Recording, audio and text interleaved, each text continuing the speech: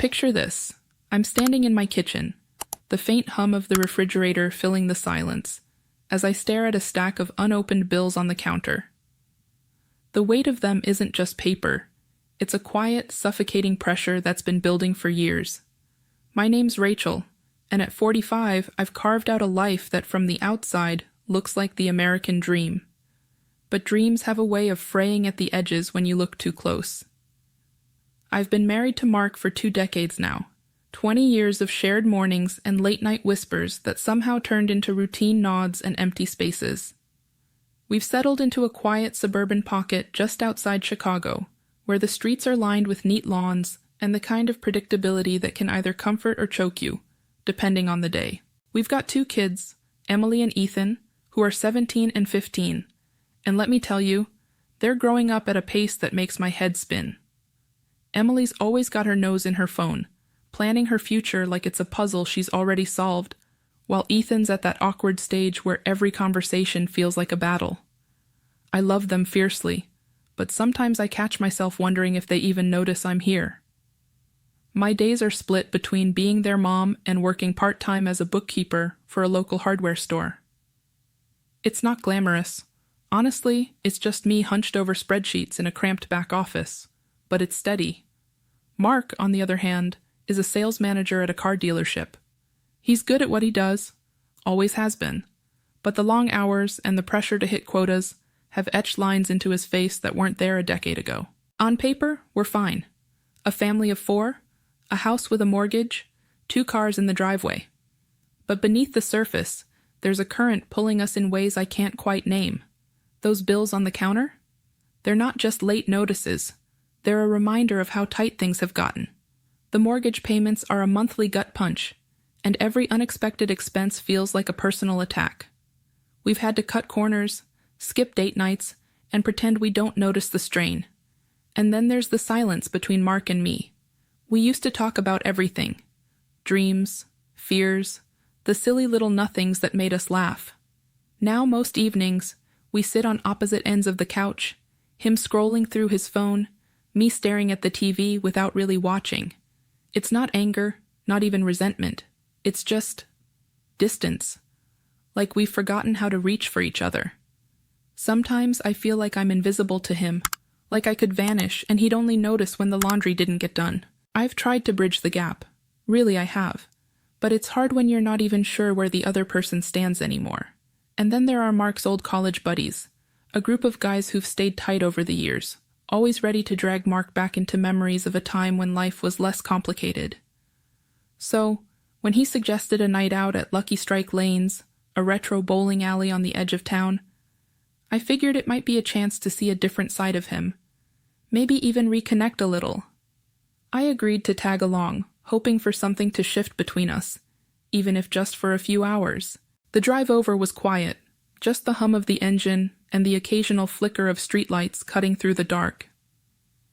Mark kept his eyes on the road, one hand on the wheel, the other tapping restlessly on his knee. I stared out the window, watching the suburban sprawl give way to the grittier outskirts, where neon signs and rundown lots start to take over. When we pulled into the parking lot of Lucky Strike Lanes, the flickering neon lights outside, a giant bowling pin blinking erratically, cast an eerie glow over everything. It felt like stepping into a time capsule, a relic of the 80s that somehow survived the years. We parked near the entrance, and as we stepped out, the distant sound of pins crashing echoed from inside, mingling with the faint buzz of the sign above. Walking through the doors, the smell hit me first, stale beer mixed with the sharp tang of shoe polish, a scent that clung to the air like a stubborn memory. The place was dimly lit, with rows of lanes stretching out under harsh fluorescent lights that flickered every now and then. The carpet beneath my feet was a garish mix of red and green swirls, worn thin in spots from decades of foot traffic. Laughter and shouts bounced off the walls, blending with the constant clatter of balls rolling and pins toppling. Mark spotted his buddies right away, Tim, Greg, and a handful of others, whose names I've never quite managed to lock down. They were already at our reserved lane, halfway through a round, their voices loud and carefree. I'm not much for bowling, never have been. My idea of a strike is more about avoiding one than landing it. But for Mark's sake, I plastered on a smile, slipped into those clunky rental shoes, and grabbed a cheap margarita from the bar. The drink was more ice than anything else, with a sour kick that made me wince, but it gave me something to hold on to as I settled into a plastic chair near the lane. Mark, though, he was in his element. Watching him with his friends, laughing like he's 22 again, was like seeing a stranger wearing his skin, his shoulders relaxed, his grin wide and genuine, as if the weight of our life at home just melted away. Tim's booming voice cut through the noise, ribbing Mark about a gutter ball with a playful jab that had everyone chuckling. "Man, you still throw like you're scared of the pins," Tim roared, clapping Mark on the back. Greg, quieter as always, just leaned against the scoring table. I step outside Lucky Strike lanes for a breather, the cool night air hitting my face like a slap after the stuffy warmth of the bowling alley. The flickering streetlight above casts jagged shadows across the cracked pavement, and I lean against the brick wall, trying to shake off the noise and the forced smiles from inside. My margarita's long gone, but the sour taste lingers on my tongue, mixing with a growing unease I can't quite place. That's when I hear the crunch of gravel underfoot, and I look up to see Tim and Greg approaching, their figures half lit by the stuttering glow of the streetlight. Tim's got that cocky grin plastered on his face, the kind that always seems to know something you don't, while Greg's stare is unreadable, his eyes like dark pools that give nothing away. My stomach tightens, a knot forming as they stop just a few feet from me, close enough that I can smell the faint whiff of beer on their breath. "Hey Rachel, you good out here?" Tim starts, his tone casual, almost too friendly. I nod, muttering something about needing air, but I can feel the shift coming before he even speaks again. Greg tilts his head, his voice quieter but heavier, like it's carrying something unspoken. "We've noticed you've been looking kinda stressed lately. Mark mentioned you guys are having some money troubles, just in passing, you know." My heart stumbles at the mention of Mark, at the idea of him sharing our private struggles with these guys.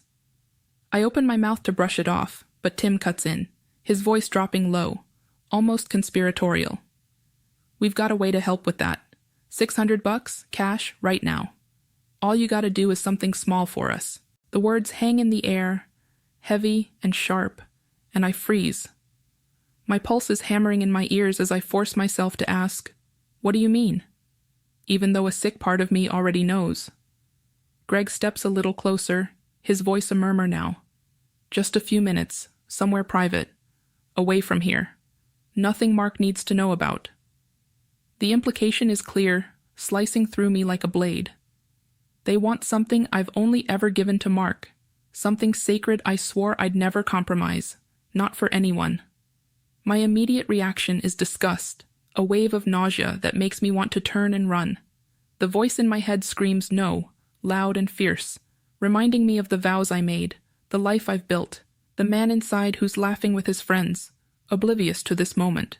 But then there's another voice, quieter, insidious, whispering about the stack of bills on my kitchen counter, the overdue mortgage payment that keeps me up at night, the college funds for Emily and Ethan that we can't even dream of touching right now. It's a voice that reminds me how desperate things have gotten, how every day feels like we're one step closer to losing it all. I hate that voice, but I can't silence it, not when Tim pulls a wad of cash from his pocket, the bills crisp and real, fanned out just enough for me to see the promise they hold. My hands are trembling, and I clench them into fists to hide it, but I can't stop the war raging inside me. I think of Mark's face, the way he looked so carefree inside, and I wonder if he'd even notice if I shattered right here. I think of my kids, of the future we're failing to secure for them. And in a moment of pure, raw desperation, the word slips out before I can stop it. Yes, I hate myself the second I say it. The weight of that single syllable feels like a stone in my chest as Tim's grin widens, and Greg gives a small nod, like they knew I'd cave all along. They gesture toward a narrow alley beside the bowling alley, leading me to a storage room tucked behind a rusted dumpster. The door creaks as it opens, the sound scraping against my nerves, and we step inside. The space is dim, lit only by a single bulb dangling from the ceiling, casting long, eerie shadows. As I stumble out of that dim storage room, the cold night air hits me like a punch, sharp and unforgiving, dragging me back to a reality I wish I could escape. My legs feel like they're made of lead, each step heavier than the last as I make my way toward the entrance of Lucky Strike lanes. I can still feel the ghost of their hands, the weight of a choice I never thought I'd make, and it's a stain on my soul I can't scrub clean. My breath is shallow, ragged, and I'm fighting to keep the tears from spilling over. I can't let anyone see me like this. Not Mark. Not anyone. I need to pull myself together, to bury this moment so deep no one will ever find it. Not even me. I slip into the bathroom just inside the bowling alley, the fluorescent lights buzzing overhead like a swarm of angry bees. The mirror in front of me is smudged and cracked at the edges, but it's clear enough to show a face I barely recognize. My skin is pale, almost ghostly, and my eyes, God, my eyes, they're hollow, haunted, refusing to meet their own gaze. I look like a stranger, someone who's been broken and pieced back together wrong. I turn on the faucet, the cold water shocking against my trembling fingers, and splash it over my face, hoping it'll wash away the evidence of what I've done. I grab a rough paper towel, scrubbing at my cheeks until they're raw, then run my hands through my hair, smoothing it down like that'll somehow smooth out the chaos inside me. But it doesn't. Nothing does. My purse is slung over my shoulder, and I can feel the wad of cash inside, shoved deep into the bottom like a dirty secret. It burns against my hip, a constant reminder of the price I paid. $600. It's not just money. It's a chain, binding me to a moment I'll never be able to outrun. I adjust the strap, trying to shift the weight, but it's no use. It's not just in my purse. It's in my bones now, heavy and unyielding. I take one last look in the mirror, forcing my lips into something that might pass for a smile, but it's brittle, fake, and I know it won't fool anyone who looks too close. Stepping out of the bathroom, the noise of the bowling alley crashes over me like a tidal wave. The clatter of pins striking down echoes in my ears, sharp and relentless, each crash like a hammer against my skull. Laughter spills from every corner, carefree and loud, a stark contrast to the storm raging inside me. The air is thick with the smell of stale beer and greasy nachos, and the sticky floor clings to the soles of my rental shoes with every step, making a faint sucking sound that grates on my nerves. I weave through the crowd, my heart pounding so hard I'm convinced everyone around me can hear it, like a drumbeat betraying my guilt. I keep my head down, avoiding eye contact, as if looking at someone might let them see right through me, straight to the ugly truth I'm carrying. When I reach our lane, Mark is there, mid-throw, his focus locked on the pins as he rolls a perfect strike. The group erupts in cheers, and he turns with a wide grin, pumping his fist in the air like he's just won the lottery. He's so oblivious, so completely unaware of the fracture I've just created in our world, and that ignorance cuts deeper than anything else. I slide into the plastic chair beside the scoring table, forcing that brittle smile back onto my face, but every muscle in my body feels tense, like I'm a string pulled too tight, ready to snap. I mutter a hello to no one in particular, hoping my voice doesn't betray the tremor I feel inside, and I wrap my hands around the empty glass in front of me, just to have something to hold on to. A few minutes later, I see Tim and Greg saunter back to the lane, their strides casual, as if nothing in the world is wrong. They blend right back into the group, laughing and grabbing. The ride home feels like a descent into some kind of personal purgatory. Mark and I sit in the car, the silence between us thicker than ever, broken only by the low, incessant hum of the engine. It's a sound that drills into my skull, amplifying the chaos in my mind until it's all I can hear. I'm staring out the passenger window, my eyes tracing the blur of streetlights as they streak past, each one a fleeting glow that seems to mock the darkness I'm drowning in. My hands are folded in my lap, but they're not still. They're trembling, just slightly, as if my body can't contain the storm inside. My purse sits at my feet, and even though I can't see it in the dim light, I feel the weight of that cash inside it, heavy as a brick, pressing down on me with every mile we drive. It's not just money anymore. It's a symbol of a line I crossed, A choice I made in a moment of weakness that I can't take back. It's a reminder of the betrayal that now defines me, a secret so vile it's eating me alive. My mind won't stop replaying what happened in that storage room. Every detail is etched into me, sharp and unrelenting. The flickering bulb overhead, the cold concrete underfoot, the way the air felt thick with something I can't name but can still taste.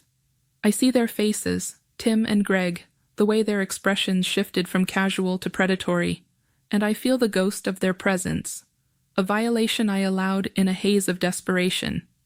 It wasn't just a transaction. It was a surrender of something sacred, something I'd promised to protect for Mark, for our family. I gave away a piece of myself for a handful of bills, and now I'm left with this hollow ache, a void where my integrity used to be. I keep asking myself how I got here, how I let desperation twist me into someone I don't recognize. Was it really just about the money, or was there a part of me deep down that wanted to break something, to shatter the monotony of our life even if it meant destroying myself in the process? Mark's voice cuts through the fog in my head, pulling me back to the present with a jolt. "Man, tonight was a blast, wasn't it?" he says, his tone light, almost boyish, as if we've just come from a carefree evening with no shadows lurking beneath it. Haven't laughed like that in ages. Tim and Greg haven't changed a bit, still the same old clowns from college. Each word is a dagger, slicing into me with a precision I didn't expect. He's so unaware, so completely blind to the fracture I've caused, and it makes the guilt burn hotter, sharper. I manage a weak nod, a murmured, "Yeah, it was fun," but my voice sounds foreign to my own ears, thin and brittle, like it might crack under the weight of the lie. Inside, I'm screaming, a silent wail that echoes in the cavern of my chest. How can he talk about the night like it was nothing but good times when I'm sitting here, carrying the wreckage of what I've done? How can he not see that I'm not the same woman who left the house with him just hours ago? I steal a glance at him, his profile lit by the passing lights, his hand steady on the wheel, a faint smile still lingering on his lips. He looks content, at ease, like the world is exactly as it should be. And that's what breaks me most. His trust, his ignorance of the truth. I've shattered something between us, even if he doesn't know it yet. I've taken the foundation of our marriage, the vows we made, and cracked them wide open with a single reckless decision. My throat tightens as the urge to confess rises up. A desperate need to spill everything, to let the words tumble out and purge this poison from my system. We're pulling into our driveway now, the familiar crunch of gravel under the tires grounding me for a fleeting second, and the confession is right there, burning on the tip of my tongue. I open my mouth, but I clamp it shut just as quickly. The words die in my throat, suffocated by a fear so raw it feels like a physical thing, clawing at my insides. I can't tell Mark. Not now, not ever. The truth would destroy him, shatter the fragile balance we've been clinging to for years. So I swallow the confession, let it fester deep inside, and step out of the car into the cool night air of our suburban street. The house looms ahead, a silent witness to the secret I'm carrying, its windows dark and unjudging as we walk inside. The next morning, I wake up to the pale light of dawn creeping through the curtains, casting long shadows across the bedroom. My head feels heavy, like I've been dragged through a nightmare I can't quite shake. For a fleeting second, I think maybe it was just that. A bad dream. Something I can leave behind with the night. But then I shift, and my purse catches my eye, sitting on the dresser where I left it. The weight of what's inside pulls me back to reality with a sickening lurch. I slip out of bed, careful not to wake Mark, who's still snoring softly beside me, his face peaceful in a way that twists the knife of guilt even deeper. I grab the purse and tiptoe downstairs, my bare feet cold against the hardwood floor, each step feeling like I'm walking toward a reckoning. In the quiet of the kitchen, I open the purse with trembling hands and pull out the wad of cash. The bills are crumpled now, but they're real, undeniable, a tangible reminder of the line I crossed. $600. It's enough to make a dent in the overdue mortgage, to buy us a little breathing room, but at what cost? I sit at the kitchen table, the laptop in front of me, and log into our bank account. Each click to set up the payment feels like a confession, a silent admission of what I did to get this money. My fingers hover over the keyboard, hesitating, as if typing in the amount will somehow broadcast my shame to the world. But I do it anyway, hitting confirm with a shaky breath. Watching the numbers shift, the debt shrink just a fraction.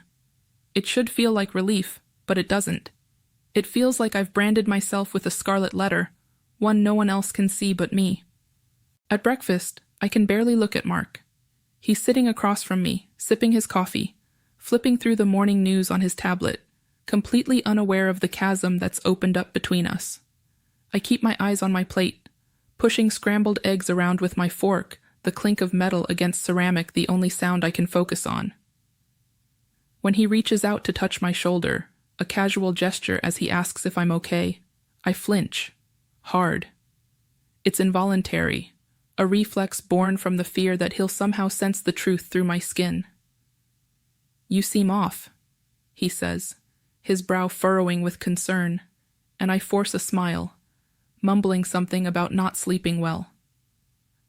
But inside, my heart is racing, my mind screaming that I'm a fraud, a liar sitting at the same table where we've shared so many family meals.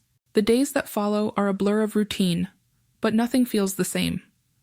I go through the motions, driving Emily to school, helping Ethan with homework, tallying numbers at work, but every moment is tainted by the shadow of that night. I catch myself avoiding mirrors, unable to face the reflection staring back at me. When I do glimpse myself, in the bathroom or the rearview mirror of the car, I see someone I don't know anymore. My eyes are dull, weighed down by a secret that's eating away at me, and my face looks like it belongs to a woman who's lost something vital. I've become a stranger in my own skin, haunted by a decision that plays on repeat in my mind, a loop of regret I can't escape. The guilt seeps into every interaction with Mark. I pull away, emotionally and physically, unable to bridge the gap I've created. When he talks about work or suggests a family movie night, don't forget to subscribe, like, and comment if you enjoyed this story. This will help us create more engaging stories for you.